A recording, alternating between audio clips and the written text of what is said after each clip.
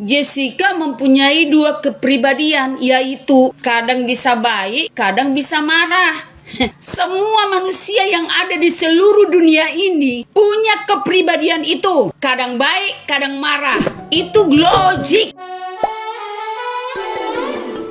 Hola netizen yang tercinta, Ray Utami dan Pablo Benua masih terus gencar membahas soal kasus kopi sianida Jessica Wongso hingga detik ini. Baru-baru ini Ray Utami mengundang pengamat mikroekspresi Kirdi Putra untuk membahas mengenai ekspresi dan karakter Jessica Wongso. Dalam tayangan di YouTube Ray-Ban Entertainment, Ray Utami bertanya mengenai karakter Jessica Wongso ketika diwawancara pada tahun 2016 lalu. Kirdi menggunakan contoh saat Jessica di persidangan yang diminta oleh hakim untuk mendatangkan semua teman-temannya menjadi saksi. Namun kala itu Jessica menolak tawaran dari hakim itu dengan alasan takut mengganggu privasi teman-temannya. Dari penjelasan itu, Ray pun bertanya lebih lanjut soal karakter sebenarnya dari Jessica. Kirdi menyebut karakter tidak bisa dilihat dari bentuk wajah saja, tapi ia menangkap dari beberapa persidangan bahwa Jessica adalah sosok yang tegas tapi juga lembut. Dari situ, Kirdi menilai bahwa Jessica Wongso merupakan sosok perempuan yang pintar. Kendati demikian, ia menekankan bahwa mempunyai kepribadian pintar tidak ada hubungannya dengan salah atau tidaknya Jessica dalam kasus tersebut. Nah, gimana nih menurut netizen yang maha benar? Silahkan berkomentar ya. Oke kawan, apakah kawan-kawan masih ingat ada beberapa pernyataanku di beberapa videoku yang mengkritisi perihal psikiater atau psikolog ataupun DC yang dengan mudah menilai karakter seseorang dan akhirnya menyampaikan seseorang itu psikopat atau bukan. Akhirnya ada yang mengamini apa yang aku sampaikan di beberapa videoku kawan. Hal itu dibuktikan oleh pernyataan beliau tadi, karena pada dasarnya setiap orang mampu dinilai karakternya, pembawaannya, psikologisnya, akhirnya dapat disimpulkan itu butuh proses yang tidak sebentar kawan. Butuh tes, butuh pemeriksaan yang mendalam, butuh pertemuan yang lebih dari 1 atau 2 kali, karena butuh pendalaman yang memang menjurus ke penilaian pada akhirnya. Tidak bisa atau serta-merta hanya dalam satu pertemuan, atau hanya dalam melihat video, atau hanya berdasarkan katanya, apalagi berdasarkan cerita. Apalagi hanya melihat sekilas. Itu lucu rasanya seorang psikiater ataupun psikolog, apalagi seorang DC, bisa menilai karakter seseorang, bahkan bisa memvonis seseorang itu psikopat atau bukan hanya dalam satu tampilan. Lucu rasanya, karena prinsip kerja psikolog atau psikiater atau yang menilai karakter seseorang tidak seperti itu kawan. Butuh pendalaman yang cukup, butuh pertemuan yang cukup gitu ya, butuh pemeriksaan yang kurang lebih mendalam gitu ya. Makanya butuh pemeriksaan berkali-kali, pertemuan berkali-kali ya, agar mendapatkan kesimpulan yang akurat. Akhirnya ada yang mengamini apa yang aku sampaikan, ya seperti beliau tadi. Alhamdulillah. Jadi apa yang aku sampaikan bukan aku menyampaikan berita bohong, apalagi mengkamuflase hal tertentu. Yang aku sampaikan selama ini ya sesuai fakta dan data yang sesuatunya memang aku kuasain, atau minimal aku sampaikan apa adanya, tidak dilebihkan, tidak dikurang. Oke kawan, terima kasih.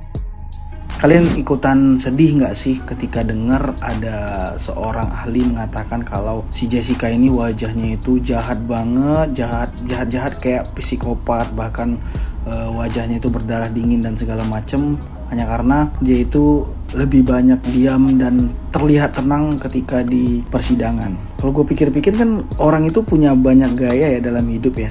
Gaya orang itu beda-beda gitu. Ya kalau misalkan orang itu emang tenang gitu pembawaan dirinya, ya kita mau apa gitu. Kalau seandainya dia tenang itu karena nggak bisa bahasa Indonesia dengan lancar dan banyak poin-poin bahasa ataupun obrolan orang yang orang sampaikan ketika persidangan yang bikin dia bengong, pelanga-pelongo, gimana? Intinya ini kenapa ahli bisa dipercaya gitu?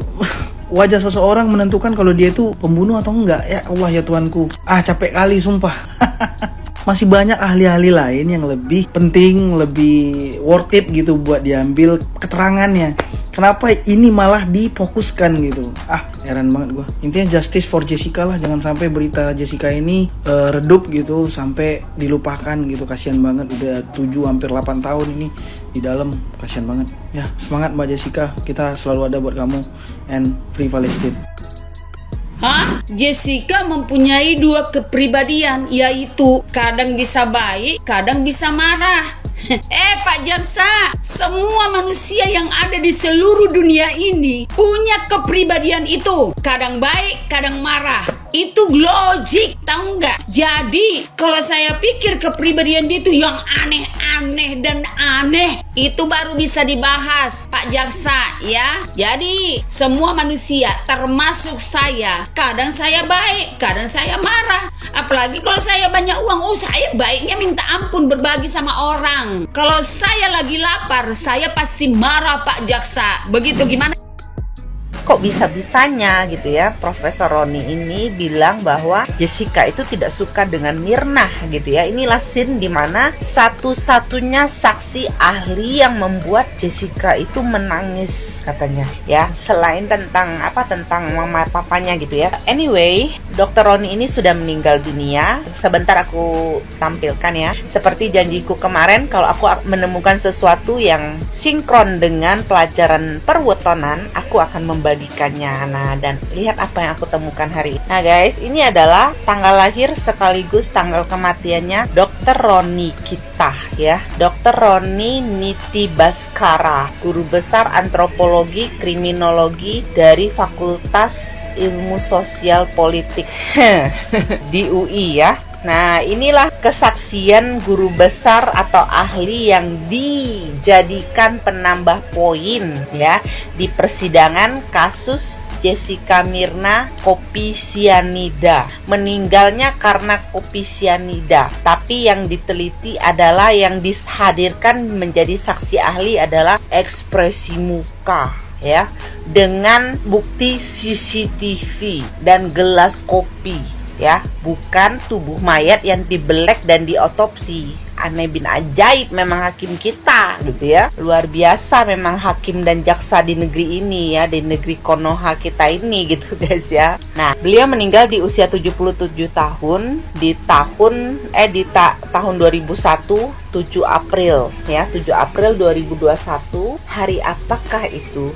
Mari kita cekidot. Nah, ini dia guys ya, 7 April 2021 guys adalah Rabu Pon hari ini ya, which is adalah hari ini ya, Rabu Pon hari ini, dari Selasa malam sampai Rabu Pon kemarin malam sampai hari ini ya, sampai jam 5 sore ini dinamakan Rabu Pon dalam perwetonan ya, dan beliau meninggal di weton Rabu Pon, which is weton hari ini. Tapi kalau beliau meninggalnya itu di sore hari atau di malam hari di atas jam 5 sore, itu artinya beliau itu meninggal di Kamis Wage ya. Kamis Wage itu adalah juga satu hari sebelum Jumat Kliwon, dan adalah juga hari keempat ya, hari keempat dari hari Minggu Kliwon ya. Jessica Kumala Wongso kan lahir di hari Minggu Kliwon nih ya, dan bapak ini ya, Bapak Roni ini meninggal di Rabu Pon, yang kita nggak tahu ya apakah dia meninggalnya di sore hari, di malam hari kah, atau di siang hari. Kalau di siang hari berarti beliau benar meninggal di hari Rabu Pon. Tapi jika ternyata beliau meninggal di atas jam 5 sore, itu adalah Kamis Wage, which is adalah hari keempat ya, hari keempat dari Jessica Kumala Wongso ya. Seperti kalau kalian yang pernah mengikuti VT-VT-ku sebelumnya, aku banyak membahas VT di mana misteri hari keempat ya. Hari keempat perwetonan kita ya, kalian boleh cek deh ya, kalian boleh cek sendiri ya dan rasakan sendiri ya. Biasanya di hari keempat weton kelahiran kita juga adalah hari dimana bisa dikatakan hari naasnya seseorang gitu ya. Dan tidak jarang juga banyak sekali orang yang meninggal di hari keempat weton kelahirannya. Seperti ada beberapa kasus yang aku temukan dan juga aku post ya di VT-VT lamaku ya. Kalian cari sendirilah kalau kalian rajin ya, misteri hari keempat ya. Nah, demikianlah gitu ya. Kalau kamu tanya aku, apakah ini juga bagian dari bagaimana karma bekerja? Ya seperti itu gitu ya. Kok bisa-bisanya gitu ya, dia meninggal di satu hari, atau mungkin kalau dia meninggalnya di malam hari atau sore hari di atas jam 5 sore, itu sudah masuk hari keempatnya Jessica Kumala Wongso, which is itu adalah hari tragisnya Jessica juga gitu. Dan tahun 2021 ya, which is adalah tahun kerbau logam, itu juga adalah hari tahun naasnya seorang kelahiran tahun 88 ya. Kalian kelahiran 88, coba ingat kembali 2021 itu badai besar nggak di dalam hidup kalian? Nah, seperti itulah ya. Jadi orang-orang yang berdosa kepada para naga biasanya akan membayarnya dengan ya salah satunya dengan harus kehilangan nyawa gitu ya di tahun naas. Tidak hanya hari naas tapi juga tahun naas ya. Karena orang kelahiran tahun 88 ya ataupun tahun yang ada 8-nya 68. Aku punya seorang teman juga ya kelahiran tahun 68, dia sakit parah dan hampir meninggal dunia di tahun 2021 juga ya. Pasca ulang tahunnya atau menjelang ulang tahunnya aku nggak jelas ya, pokoknya dia ya deket-deket dengan ulang tahunnya juga ya. Dia koma selama 3 bulan tapi bersyukur masih bisa selamat ya, masih bisa melewati. Kalau nggak salah waktu itu kena badai sitokin ya, COVID seperti itu ya. Dan aku banyak juga melihat orang yang kelahiran yang tahunnya ada 8-nya itu mengalami badai yang cukup besar di tahun 2021 ya. Biasanya kayak gitu ya guys ya. Tahun 2021 ini adalah tahun yang cukup berat bagi kaum naga, kaum monyet gitu kan ya. Which is adalah Jessica adalah kelahiran tahun naga ya. Kalau kamu tanya aku apakah ini ada kaitannya? Bisa jadi ya. Ini entah menjelang hari keempatnya si Jessica ataukah pas di hari keempatnya. Kita nggak tahu ya.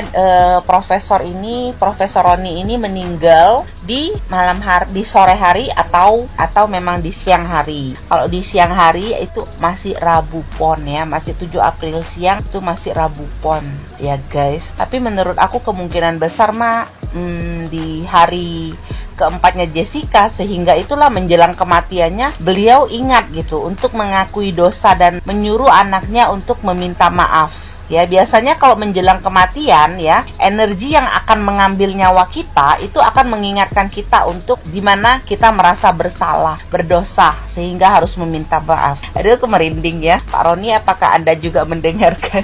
Karena beliau meninggal pada hari ini juga gitu ya.